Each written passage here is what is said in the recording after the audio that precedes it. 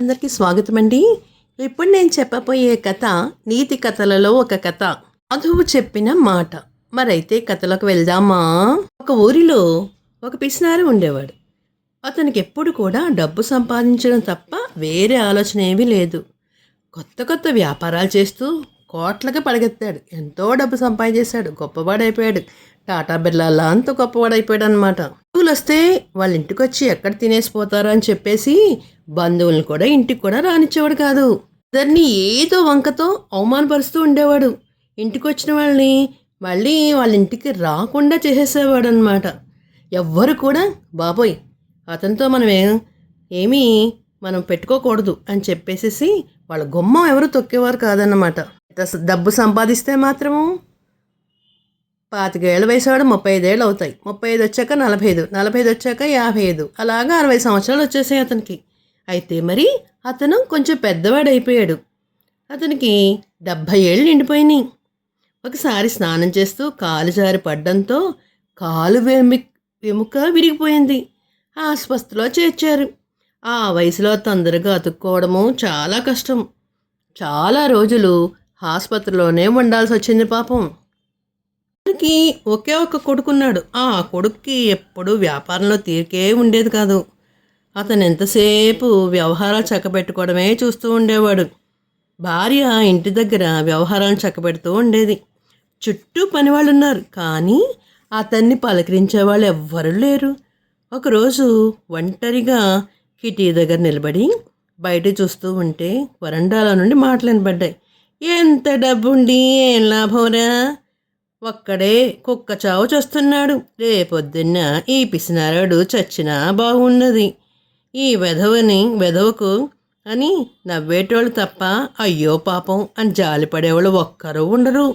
మన కోసం కన్నీరు కార్చిన 4 మనుషులు సంపాదించుకోలేనప్పుడు అటువంటి బతుకులు బతికితే ఎంత చస్తే ఎంత అని 4 మాట్లాడుకుంటున్నారు. ఆ మాట వింటూ ఉంటే పిసినారికి మనసులో కలక్మంది. అయ్యో, నేను వయసులో ఉండగా ఎవరిని గుమ్మలోకి రానివ్వలేదు, ఎవరికి ₹1 డబ్బు దానం చేయలేదు, అనవసరంగా నా జీవితాన్ని అంతా వ్యర్థం చేసుకున్నాను. నా గురించి వాళ్ళు ఇలా మాట్లాడుకుంటున్నారేమిటి అని బాధేసింది. అవును, నిజమే కదా. మరి నాకు జీవితం మీద వరకతి వచ్చేసింది. కాలు బాగే ఆసుపత్రిలోంచి బయటకు వచ్చేసరికి అతనికి ఎలా అయిందంటే ఒక మంచి జ్ఞానోదయం అయిందన్నమాట. తాను సంపాదించిన సొమ్మును మంచి పనులకి దాన ధర్మాలకి చేయడం మొదలుపెట్టాడు.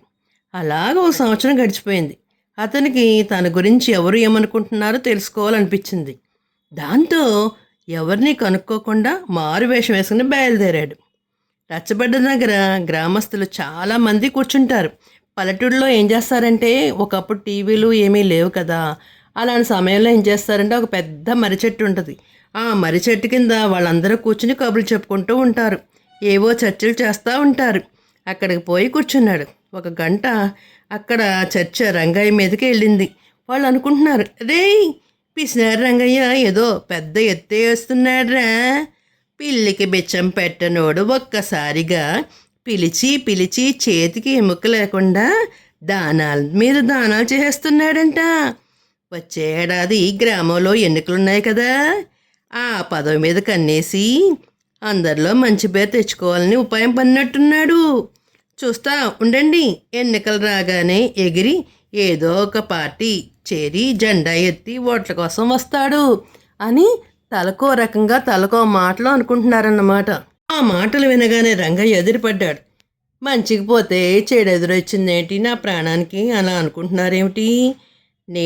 నాకు ఏ రాజకీయాలు అక్కర్లేదు అనుకుంటున్నాడు. అపారస్తులందరూ సాయంత్రం అయ్యేసరికి ఒక చోట కలుసుకుంటారనమాట. వాళ్ళందరూ పిచ్చాపాటిగా మాట్లాడుకుంటున్నారు. అక్కడికి వెళ్ళాడు. వాళ్ళ మాటలు, రేయ్ మన పిసినారి రంగయ్యకి మోకాలి దెబ్బ తగిలితే మెదడు దెబ్బతిని పిచ్చెక్కిపోయినట్టుంది. బంధువులని స్నేహితుల్ని కూడా ఇంటి మెట్లు ఎక్కనియని వాడు ఏకంగా బళ్ళు గుళ్ళు సత్రాలు వెళుతూ చందాలు ఇచ్చేస్తున్నాడు. పిచ్చి ముదరక మందే మనం కూడా ఉన్నవి లేనివి చెప్పి తలా ఎంత నొక్కేద్దామా, ఆ తర్వాత ఎట్లాగో ఇచ్చేది లేదు నచ్చేది లేదు అంటూ నవ్వుకుంటున్నారు మిగతా వ్యాపారస్తులందరూ కూడాను. ఆ మాటల్లో రంగయ్యకి నీరసం వచ్చేసింది. తోటి వ్యాపారస్తులు పిచ్చోడంటూ ఉంటే గ్రామ ప్రజలు ఆశబోతు అంటున్నారు. అసలు నా పెళ్ళాం కొడుకు ఏమనుకుంటున్నారో అనుకుంటూ ఇంటికెళ్ళి ఎవ్వరికీ కనిపించకుండా ఒక కిటికీ చాటున ఉన్నాడు. ఆ పక్కన కూర్చున్నాడు అనమాట. ఎవ్వరూ చూడట్లేదు అని అనుకునేలాగా దాక్కున్నాడు. తల్లితో అంటున్నాడు, అమ్మా నాన్నకి ఎవరో మాయమాటలు చెప్పి మొత్తం మంది పెట్టినట్టున్నారే, ఉన్న ఆస్తంతా వలసపెట్టి దానాలు చేస్తున్నాడు. ఇలాగా గమ్మును చూస్తూ ఊరుకుంటే చివరికి చెప్పే కథ అవుతుంది. నా వాట ఏదో నాకు పడేస్తే నా దారినే చూసుకుంటా. నాన్నతో నువ్వు చెప్తావా లేక నన్ను అటో ఏటో తేల్చమంటావా అంటూ గొడవ పడుతున్నాడు కొడుకు. ఆ మాటలు వింటుంటే రంగయ్యకి కళ్ళు తిరిగినాయి. నీరసం ఒక్కొక్క అడుగు వేసుకుంటూ బయటకు వచ్చాడు.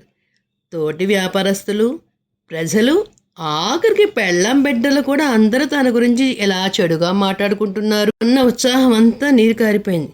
ఆ గుడి ముందు చెట్టు కింద దిగాలుగా కూర్చున్నాడు. అంతలో అతడికి ఒక ముసలి సాధువు వచ్చాడు. ముఖం చాలా ప్రశాంతంగా ఉంది అతనిది. ఆ మొహంలో చిరునవ్వు కనిపిస్తుంది. సాధువుకి ఏం కావాలండి? ఏమీ అక్కర్లేదు. ఒక పండు తింటాడు, ప్రశాంతంగా ఉంటాడు. కట్టుకునే బట్టల మీద కానీ తినే తిండి మీద కానీ ఎటువంటి వ్యామోహాలు ఉండవు సాధువులకి. మరి ఆ పిసినారి రంగయ్య సాధువుకి జరిగిందంతా చెప్పి, స్వామి నేను మారకముందు జనాలు ఇలాగే చెడుగా మాట్లాడుకున్నారు, నేను మారాక కూడా అలాగే మాట్లాడుతున్నారు, ఇక ఈ దాన ధర్మాలు చేసి ఏం లాభం అండి అన్నాడు విరక్తిగా. సాధువు చిరునవ్వు నవ్వి, రంగయ్య ఇంతవరకు నువ్వు ఎవరికైతే దానం చేస్తావనుకున్నావో వాళ్ళ మాటలు తప్ప అందరి మాటలు విన్నావు. ఒకసారి వెళ్ళి వాళ్ళ మాటలు కూడా వినిరా, నువ్వు దానం చేసిన వాళ్ళ మాటలు కూడా వినిరా వెళ్ళు అని సాధువు చెప్పేసరికి రంగయ్య బయటికి వెళ్ళడానికి మొదలుపెట్టాడు. రంగయ్య పేరు మీద ఊరి బయట ఒక సత్రం ఉంది. అక్కడికి రోజు 100 మంది తక్కువ కాకుండా పేదవాళ్ళు, యాత్రికులు వస్తూ వెళ్తూ ఉంటారు. వాళ్లకు తన కడుపు నిండా ఉచితంగా అన్నం పెడుతూ ఉంటారు. రంగయ్య అక్కడికి వెళ్ళాడు. అన్నం తిని వెళ్తున్న వాళ్ళంతా అక్కడ గోడకు తగిలించిన రంగయ్య ఫోటోను చూస్తూ, ఈ మహానుభావుడు ఎవరో కానీ దేవునికి లెక్క, దేవునిలాగా లెక్క, అందరికీ కడుపు నిండా అన్నం పెడతా అన్నాడు. మా ఆయుష్ కూడా నువ్వే పోసుకుని 1000 ఏళ్ళు చల్లగా బతకాలి స్వామి అని చాలా భక్తితోని నమస్కరించి వెళ్ళిపోతున్నారు. ఆ మాటలు వింటుంటే రంగయ్యకి ఆనందంతో కళ్ళల్లో నీరు తిరిగాయన్నమాట. అంతవరకు ఉన్న నీరసం ఎగిరిపోయి ఉత్సాహంతో పరవలు తొక్కాడు. సక్కంగా సాధువు దగ్గరికి వచ్చి చిరునవ్వుతో నమస్కరించాడు. చూడు నాయనా, నిన్ను ఒక మాట అడుగుతాను, సూటిగా జవాబు చెప్పు. నువ్వు మంచివానిగా ప్రజల్లో పేరు తెచ్చుకోవాలనుకుంటున్నావా లేక మంచివానిగా బతకాలనుకుంటున్నావా అన్నాడు. సాధువు మాటల్లో మర్మం అర్థం చేసుకుంటూ, మంచివానిలా బ్రతకాలనే కదా స్వామి ఈ ప్రయత్నము అన్నాడు. సాధు ప్రశాంతంగా నవ్వి, నిజంగా మంచాడిగా బతకాలి అనుకున్నవాడు ఇతరులు తన గురించి ఏమనుకుంటున్నారు అని ఆలోచించడు. తాను చేస్తున్న పని మంచిదా కాదా, అందరికీ ఉపయోగపడుతుందా లేదా అని మాత్రమే ఆలోచిస్తాడు. మంచి పని అయితే ఎవరేమనుకుంటున్నారో లెక్క చేయకుండా ముందుకు సాగుతాడు. చెడ్డ పేరు తెచ్చుకోవాలంటే ఒక క్షణం చాలు, కానీ మంచి పేరు సంపాదించుకోవడానికి జీవితకాలం పడుతుంది. అలాగే నువ్వేదైనా నిర్ణయం తీసుకున్నప్పుడు నీ బాధ్యతలు కూడా చక్కబెట్టాలి. పెళ్ళాం బిడ్డలకు కూడా నచ్చ చెప్పాలి. రంగయ్య ఇంటికి వచ్చి భార్య పిల్లల్ని పిలిచి నిర్ణయం చెప్పి ఆస్తిని 3 భాగాలుగా చేశాడు. ఒకటి కొడుక్కి, మరొకటి భార్యకి, మూడో ఒక వాటా తనకి పంచేసి కాగితాల మీద రాసేసి తనకు వచ్చిన వాటా డబ్బులన్నీ కూడా ప్రతిరోజు దాన ధర్మాలు చేస్తూ సత్రాన్ని చక్కగా డెవలప్ చేసుకుంటూ ఊరందరూ మెచ్చుకునేలాగా గొప్పవాడైపోయాడనమాట మన రంగయ్య గారు. భలే ఉంది కదండి కథ. మరొక్క కథ చెప్పుకుందామా అయితేనే. మరొక్క కథ పేరు 3 వరాలు. పూర్వం ఒక ఊళ్ళో ఒక నిరుపేద వ్యక్తి ఉన్నాడు. అతని భార్య ఎలా ఉంటుందంటే చూడటానికి చాలా అసహ్యంగా ఉంటుంది. అందులోని అతనికి డబ్బు లేదు. భార్య ఏమో కురూపి. ఇతను అంతంగా బాధ పెట్టేదనమాట. చూస్తే మనకి చేతిలో రూపాయి డబ్బులు లేవు, పెళ్ళని చూస్తే అందమైంది కాదు, అని రోజు బాధపడుతున్నాడు. ఒకరోజు అతను నదికి వెళ్ళి స్నానం చేసి సూర్య నమస్కారాలు చేశాడు. ఆ తర్వాత అక్కడే కూర్చుని సూర్యుని వైపు చూస్తూ, నిన్నందరూ లోకబాంధవుడని భక్త సులభుడని అంటారు కదా, నాకు మాత్రం వరాలు ఎందుకు ఇవ్వయ్యా అంటూ స్వామికి ప్రార్థన చేశాడు. అది అని కొబ్బరికాయలు ఇస్తూ స్వామి ఏం చేశాడంటే, సరే అయితే అది చూసి జాలిపడి సూర్యుడు ఒక ముసలి బ్రాహ్మణ వేషంలో అక్కడికి వచ్చాడు. అతనికి 3 కొబ్బరికాయలు ఇస్తూ, నీకు 3 వరాలు ఇస్తున్నాను, నీకు ఏది కావాల్సి వస్తే అది కోరుకో, కొబ్బరికాయ కొట్టు, వెంటనే దాని ఫలితం కనిపిస్తుంది. అలాగని అన్నీ ఒకేసారి కోరుకోక్కర్లేదు, నీకు కావలసినప్పుడు కోరుకోవచ్చు అని చెప్పాడు. అతను పరమానందంతో కొబ్బరికాయలను అందుకున్నాడో లేదో వెంటనే ఆ బ్రాహ్మణుడు మాయమైపోయాడు. అతని దూరంగా భార్య నీళ్ల బిందెతో కనిపించింది. ఎండపొడ ఆమె మీద పడింది. భార్య మరీ అనాకారిగా కనిపించింది. దాంతో ఇక ఉండబట్టలేక తన భార్య అతిలోక సుందరిగా మారిపోవాలంటూ ఒక కొబ్బరికాయ కొట్టాడు. అంతే, ఆమె అద్భుత సౌందర్య రాశిగా మారిపోయింది. ఎంతో అందంగా అయిపోయింది. సరిగ్గా అదే సమయంలో రాజుగారు రథం మీద వెళ్తూ ఆమెను చూశాడు. అబ్బా, ఇంత అందమైన అందగత్తిని ఈ అంతఃపురంలో ఎక్కడా చూడలేదు నేను, ఈమె ఎంత బాగుందో అని చెప్పి, ఎంత బాగుంటుంది నా అంతఃపురంలో తీసుకెళ్ళిపోతే అని ఆమె చేయి పట్టుకుని రథంలో కూర్చోబెట్టుకుని అక్కడి నుంచి రథం వేగంగా వెళ్ళిపోతుంది. అది చూసిన బ్రాహ్మణుడు తన భార్య ఒక పెద్ద ఎలుగుబండిగా మారిపోవాలని మరో కొబ్బరికాయను కొట్టేశాడు. రథంలో ఉన్న ఆమె ఎలుగుబంటిగా మారిపోవడంతో రాజుగారికి మతిపోయింది. ఇదేమిటి, ఇంత అందమైన అమ్మాయి ఇలాగా మారిపోవడం ఏమిటి, కొంపతీసి ఇదానా మాయామంత్రగత్త కాదు కదా, ఏంటో ఏమో అనుకుంటూ రథం మీద నుంచి ఆ ఎలుగుబంటిని ఒక్క తోపు తోసేసి వేగంగా వెళ్ళిపోయాడు. ఆ బల్లూకం తన మీదకి రావడం మొదలుపెట్టింది.